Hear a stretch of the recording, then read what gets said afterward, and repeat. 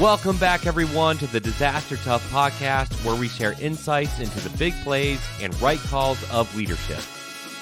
We dive deep into the stories, lessons learned, and ideas that will help you in the field. Let's go. Welcome back to the Disaster Tough podcast. I'm your host, John Scardina.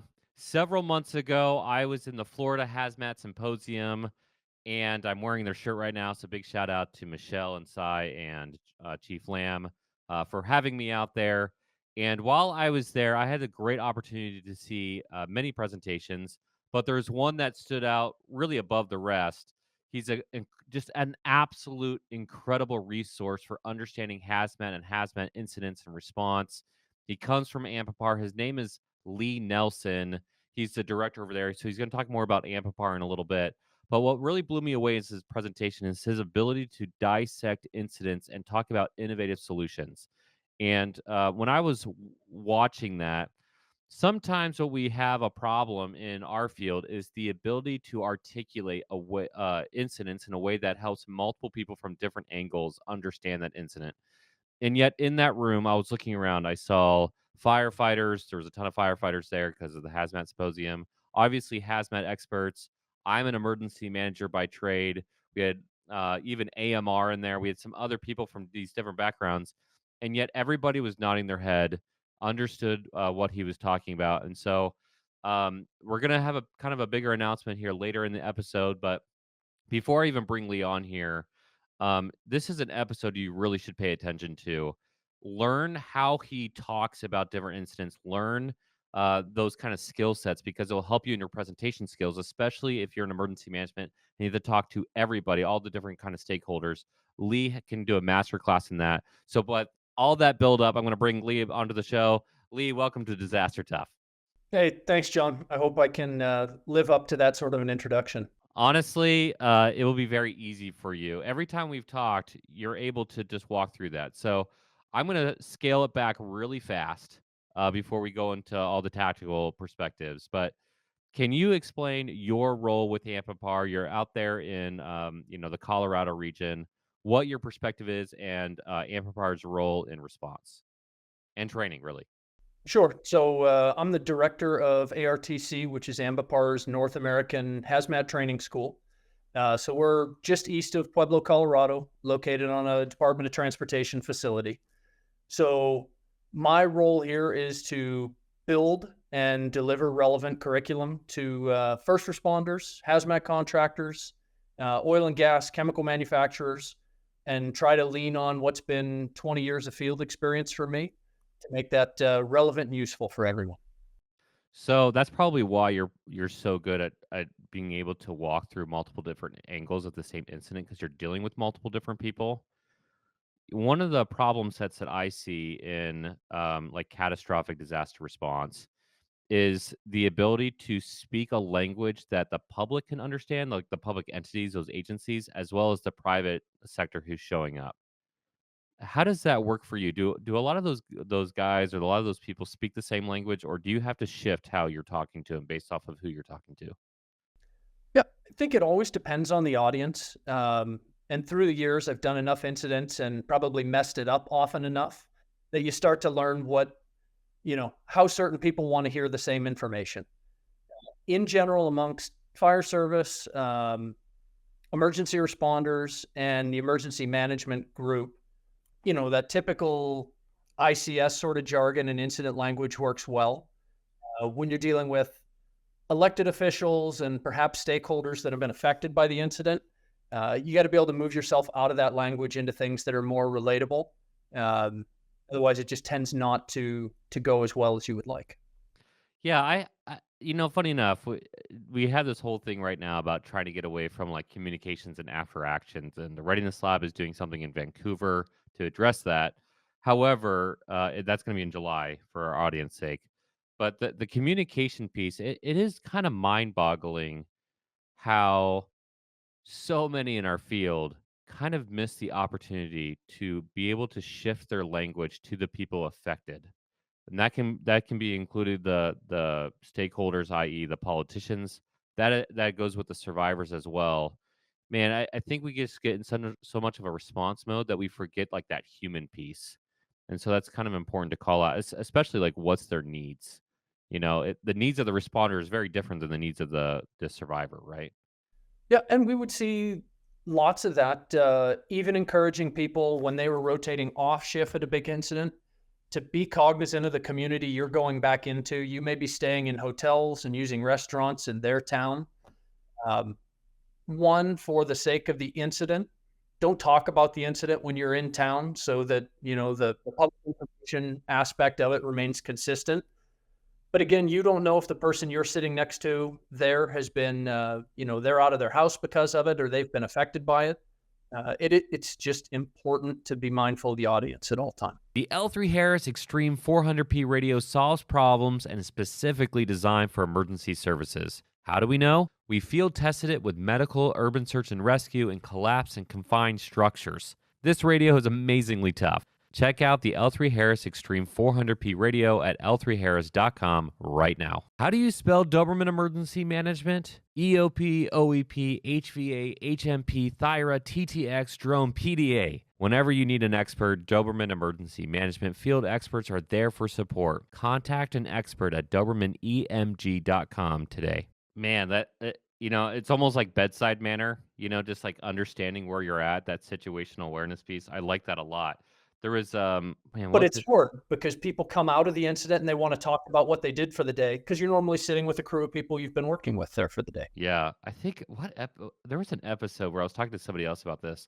I was in a restaurant years ago, and there was a big crowd of us, and we were all talking about a mass shooting that happened that day. And after an exhausting day and dealing with that, um, the humor gets really dark, and you're exhausted emotionally, mentally, and so I wouldn't say lighthearted because we all understand the gravity of that. However, there was a very awkward moment when realizing that the waitress, her either friend or family member, was involved in that incident. And we were just nonchalantly talking about something pretty catastrophic. And that was a really big wake up call. That was years ago. But um, yeah, that's a great reminder. Switching over, you mentioned working through so many incidents, and that's fun in itself. There are a couple for me that really stand out of like that was a major shift in my career. For you, what were like maybe the top 2 or 3 incidents where you're like, "Oh, this is monumental for me and my learning curve?" Yeah, so unique in a career when you're early on, you're just excited that you got the job. Um, and then you move That's from, so true. This is fantastic. I have this job. I'm, that person. For me, it was a hazmat manager or whatever it is. And then it starts to sink into you all the responsibilities and weights that are on your shoulders. Um, I think one of the ones that really stands out to me. So I spent about half my career working north of the border in Canada. Um, and we had a derailment where we had cars on fire. It was propane cars that were on fire. We had crude oil cars that were affected.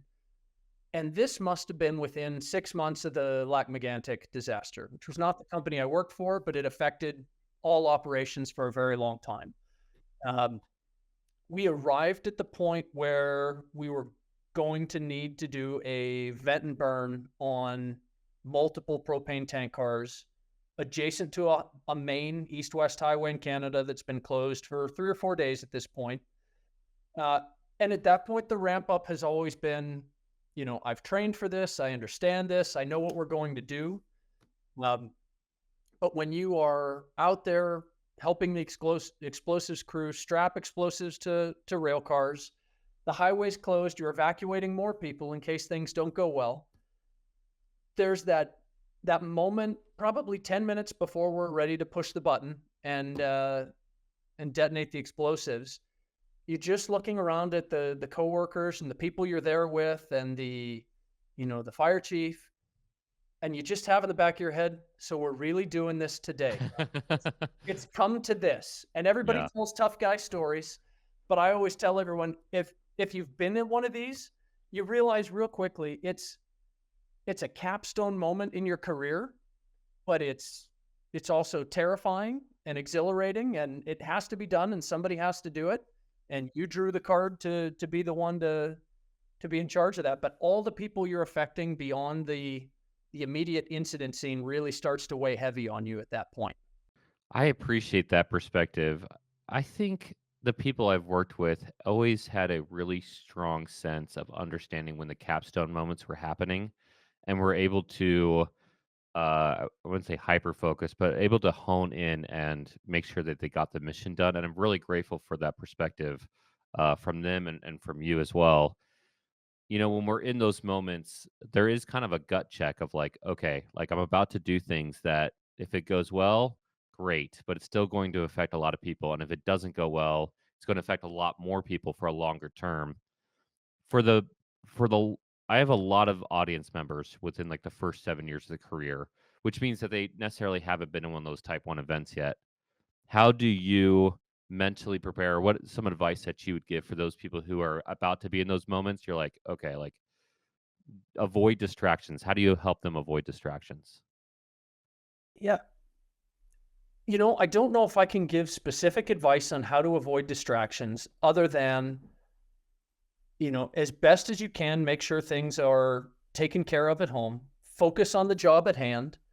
But I think everyone I've ever hired, um, people I've worked with in this field, you have to know you're going to be presented with hard solutions to solve.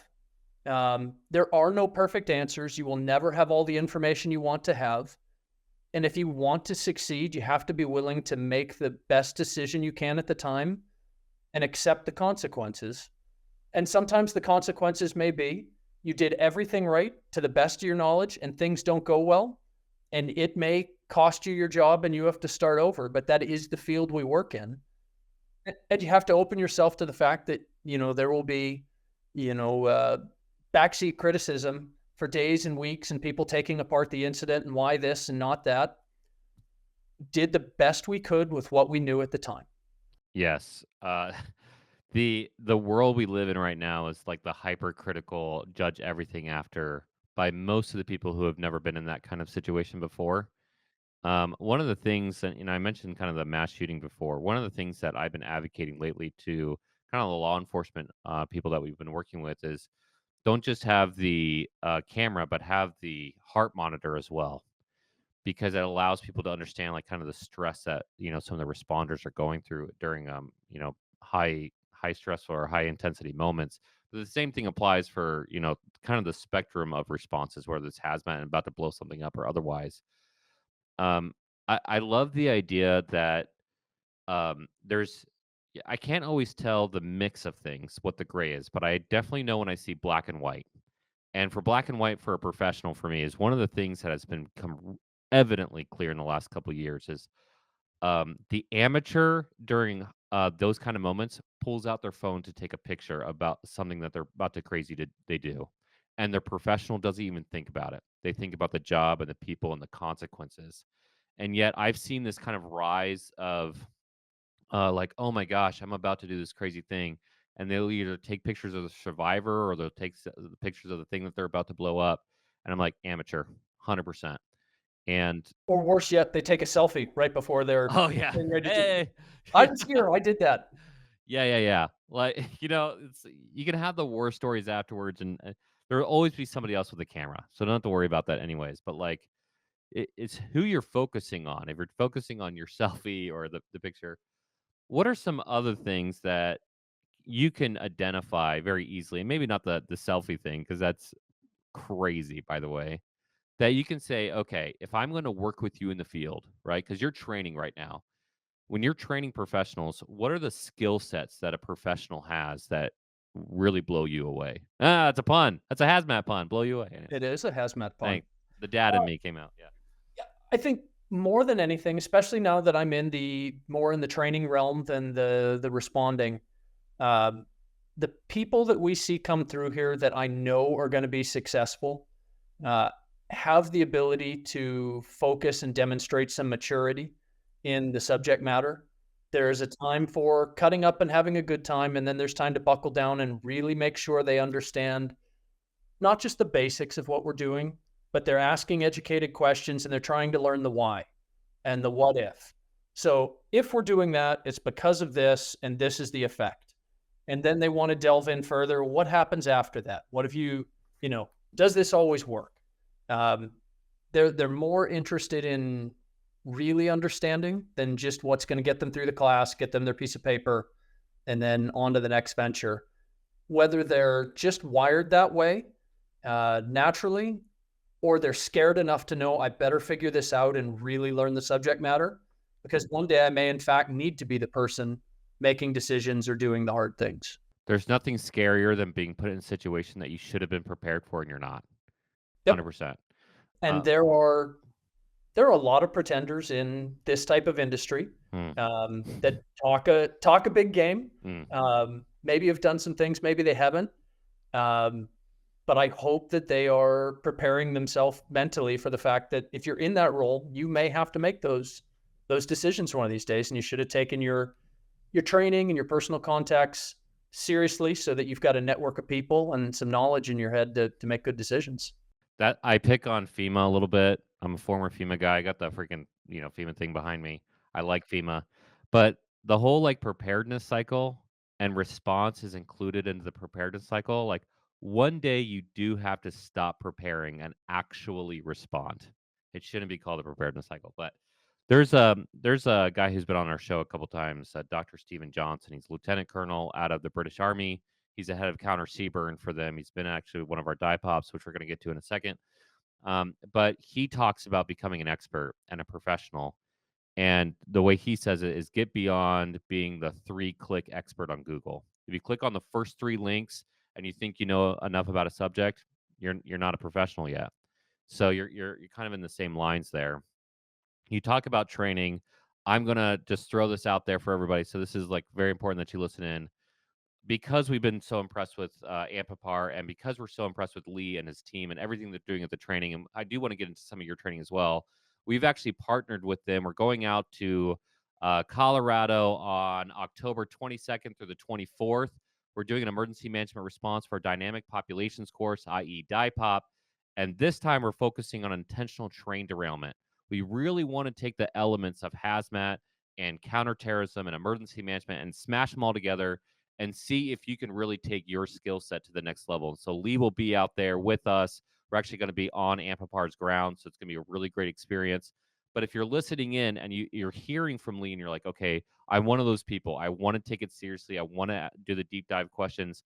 This would be a great time to go out there and partner with us, but at the same time, take other classes from Ampipar as well. Like they have an entire suite of classes that you can learn from, especially if you're trying to learn from that hazmat perspective. Lee, if somebody's listening and they're like, "Oh man, I want to take that class or I want to be part of that." Not only with the die pop class, what are some of the other classes that you provide there on site if somebody, either has a wealth of knowledge or just wants to get into the field? Do you have kind of the gambit there that you can cover? Yeah, sure. So from someone trying to get into this field or their job is now requiring this of them, we run a 40-hour technician class, which is pretty well mapped. There are other places that will offer the training. Um, but I think you'll find the experience here based on the facility that we've built, and the folks who are teaching, that you're going to get a training delivered by people who have done everything they're teaching you about. But then we wander off into the specialty skills as well. If you want to become a specialist in handling compressed gas emergencies, we run courses on that. If you want to become a product transfer specialist and understand how to move all manners of chemicals from one container to another using every way you can do it in the field, and understand what works okay, but more importantly, what's the best situation and the best procedure to do it for a given chemical in a given scenario, we're running that. Um, Highway emergency response classes, tank car classes. We're kind of running through that whole gamut. At the moment, surface transportation hazmat is really sort of our game.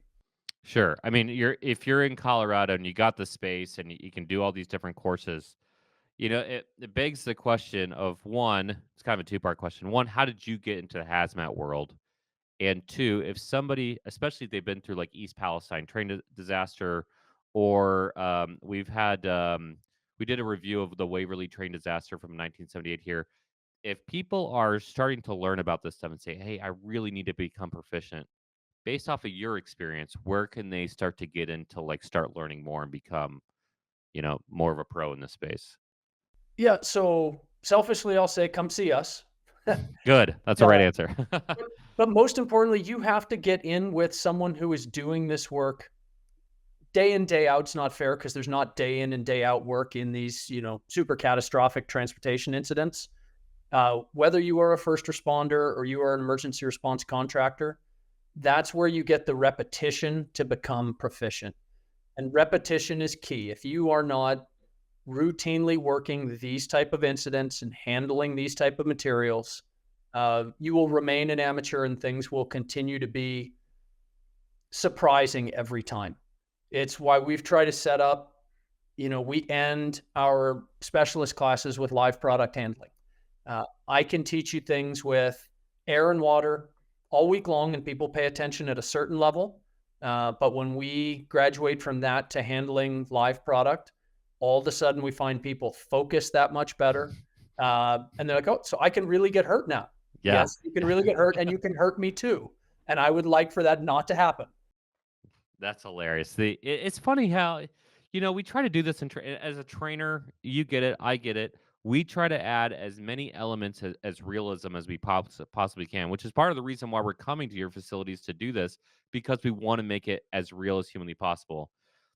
But there is that challenge in training development where people do kind of separate themselves emotionally from it. How do you and Ambipar really go in to help people? What's your perspective to get people beyond the, "Oh, this is just an exercise," to, like, make it more real for them? Is it always using the live agents? Is there other ways to do that, or No, we found other ways to do this. We had a corporate client in here a couple of weeks ago, so we're training them specifically on their risks and their chemicals and their facilities. And, we were a couple days into a 1 week class, and then out of the blue, because it applies to them, we had a man down drill due to chemical exposure. So they're in the middle of class, feeling relaxed, just like they would be at work, just doing what they're normally doing. And then the call goes out, somebody's down in this area of the facility. And I think they were expecting it was going to be a tabletop. And it was, no, no, it's 2:07. They're down. Go. So getting them in that immediate panic, getting them to gear up, getting them to enact the rescue. Um, One, they saw how their ability to think under pressure falls apart quite a bit. Um, and then it also drove home the point that, you can be pseudo proficient here, but when you get back to your facility, wherever you are, you need to train with some focus on this because it's not going to happen on a day you're expecting it or a time you're expecting it. And there are real consequences to you not being proficient at these skill sets, that you are professing to have at this point. the incident doesn't wait for the most convenient time for you? It will always be on your anniversary, Christmas Eve, your kid's birthday, Yeah. Friday at 4 o'clock, always. We used to laugh at the previous places I worked. It was always derailment Friday. Derailment, On your right? on your way home, where are we going? Because you're not going home today. Do you think do you think, like, statistically, it's because people are at their end of their week and they're not paying attention as much? Like, do you think there's any correlation there? It's kind of a random question, but Yeah, maybe somewhat. We had some things we could start to allocate to that. When it came to the transportation industry, I don't think that really works out because most of the people who are doing the work, hmm, they're working odd shifts all the time. Friday's not a Friday if you're a trucker or you work that's a for good the point. railway. Yeah. It's just the next day. I think those of us who in general had short of having an emergency, we had a Monday to Friday schedule. Yeah. Maybe we just paid more attention because it was more inconvenient for us. Like statistically, I don't think This it's gonna correlates at hold all. if we do that. Yeah, Yeah. I was just curious. So that was kind of a random question. It's funny. I wouldn't say funny, but we say something like the tornado loves to hit, a 5 p.m. on a Friday, right? Like it's always that time, or right after a big game, some big event happens, everybody's guard is down. It's always like right there. That's what it feels like. Um, the reality is like. in terms of that training perspective and keeping that realism, I love um, building up. This is going to sound kind of funny. It's creating stressful situations that are not designed to break people. And for us, when they go through that die pop class, there is a reason why the first 2 days are 12 hours plus. We want people to be exhausted. We can have a good time, we can have the vignettes, we could do the fun stuff together, we can do the serious stuff. But there is a reason why we want everybody to be tired before they go into the exercise. And then we put in the lights and sounds and everything else. Because for me, it's very hard to simulate something like a hurricane or a hazmat incident or a terrorist attack or otherwise when the stress is low. When your stress is really high and you you're already on edge a little bit, that's when you get to really see like what you're made of. And I'd rather have that in a training environment than in the real world as much as humanly possible. Yeah, I saw that done really well years ago. It was a training event, and it was again for a big producer of chemical at that point. Mm, So they had trained all day, so they probably had an 8 or 10 hour day of training. They put them on the bus, and they were taking them all to a nice dinner after the training. They mhm. drove halfway to the dinner. The person at the front of the bus stood up, said, "We just had an emergency," and they turned them around and brought them back and worked them through the whole night. That's awesome. And people were upset and people Sure. were irritated, but it had exactly the effect that they needed to provide some really good training. In our very first die pop in Atlanta, we had emergency managers always do pause X. I don't know if you do that on your world, but they always do pause X for lunch every time. No matter how crazy the incident, pause X, we're going to take an hour. It drives me nuts because that's not real world. So we brought food in the back. We said, of course, get hydrated, take some food, but work through eating. We had a student come up to us and was like, "This is not right. We have to do a pause X. This is wrong." They were basically hangry, and I was like, "Okay, great." And so I turned around and said, "All right, if everybody would like to do a pause X for lunch, raise your hand. All right, raise your hand. For every minute that we do a pause X, another 100 people die." Immediately it was like, "Oh no, I won't. I'm not going to do a pause X." Because in the real world, you don't get that. I don't know. Doing those kind of things, you still have to hydrate people. You don't want people to like keel over during the training exercise. However, if they can start learning that, getting that realism there is so incredibly important. I'm just looking at the time here, Lee. We're talking about training. We're talking about Ambipar. We're talking about your experiences. I think you shared that incident, that train derailment incident up in Canada. Did you blow that up at night? Was that a night? Yeah, so Yeah, we yeah. set up throughout the day. Uh huh. Um, and yeah, we actually detonated the cars probably right around sundown. Yeah, There exactly. are, and we may have even talked about it in Florida. There is a real public perception thing that we were trying to manage with that. Uh huh. In that, we knew the byproducts of combustion of the materials we were playing with. It's just propane, so not super interesting from that end. Mm, But the smoke coming off of the site due to incomplete combustion when you do a vent and burn is a problem. So if you do all your setup during the daylight hours, you get your burn done during the night. If the wind is in your favor, the public was aware of what we were doing. But if they don't have to see the big smoke clouds coming off of the site, it just keeps people a little more at ease at that point. well, you look at East Palestine train derailment, and the famous picture is the big black plume, that's above everybody. And so it's called out. So, just to recap again, you're going through the whole gambit here for people. There's so much to take in from this. You can't do a single episode. We want people to come out to Ambipar. We want people to learn more from you and your personal experience, but also, your other instructors as well. And we want people to be on October with us. If you are going to quote unquote, I wouldn't say make a pitch, but for those people who are in emergency services, I truly believe that everybody needs to understand at least how to operate with hazmat. Even if they're not the hazmat operator, they need to understand that that's an element of every single disaster, whether it's wildfire, hurricane, train derailment, or otherwise. What is your pitch for people to kind of wake up to that and make sure that they start getting the right kind of training? Yeah.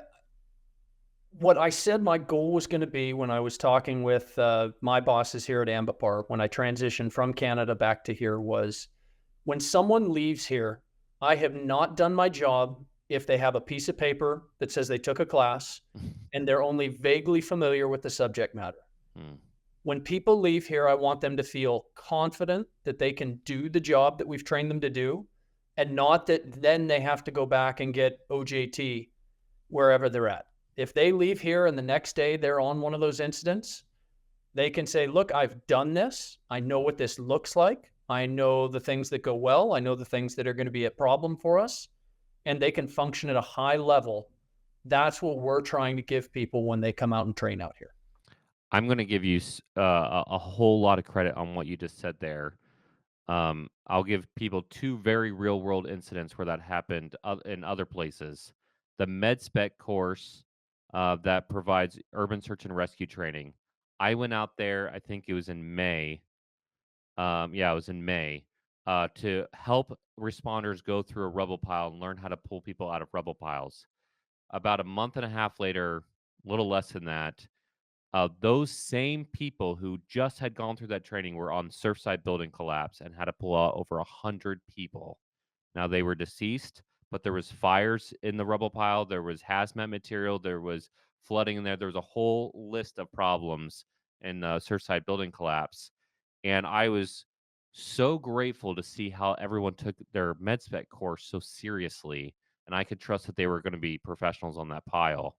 The other one is with Brock Long. He came on here and he talked about, former FEMA director or former FEMA admin. It was like clockwork. His first day at FEMA Region 4 was 9/11. When he became state director, within 3 months, they had 4 hurricanes in like a 2-week period. He'd gone through all these things. There is no rest period. Everybody needs to recognize if you're going through training on something, it's not like nothing will happen. You don't get a grace period. Something can happen immediately afterwards. And so, like, again, going back to what we said earlier, there's no such thing as in response, oh, I can prepare more. One day you have to stop preparing and respond. So you have the opportunities to train, whether it's with Ambipar or otherwise in the field. Make sure that you take it as seriously as you possibly can, and so you can relax and have fun with buddies. Hopefully, not in a restaurant where other people are around. But For um, sure. Lee, any final comments that you would like to leave for our audience? I think the biggest thing, John, we're looking forward to seeing you in the fall. People should come take a look. They'll have a good experience. And this was entertaining. Thank you. Thank you, Lee, for coming on. Everybody, if you got something on this podcast, we've had a couple really incredible people. We've had Lee on here. We've had Steve Johnson on here. We've had Eric Helpenstell on here. We've had the author of the Waverly Train Disaster on here. We've had a couple of these different episodes now. It should really be a wake-up call for you. In every incident that you're going to be involved with, there is a hazmat element, whether it's intentional or unintentional. And it would be incredibly wise to start looking to that and see where your areas of our gaps are and see how you can overcome that. I highly recommend Ambipar. We're excited to partner with them. We're excited to see some of their other training as well as the dive pop in October. If you can join us, even better. Again, if you got something out of this episode, you got to give us that 5-star rating and subscribe, and we'll see you for the next one. Peace.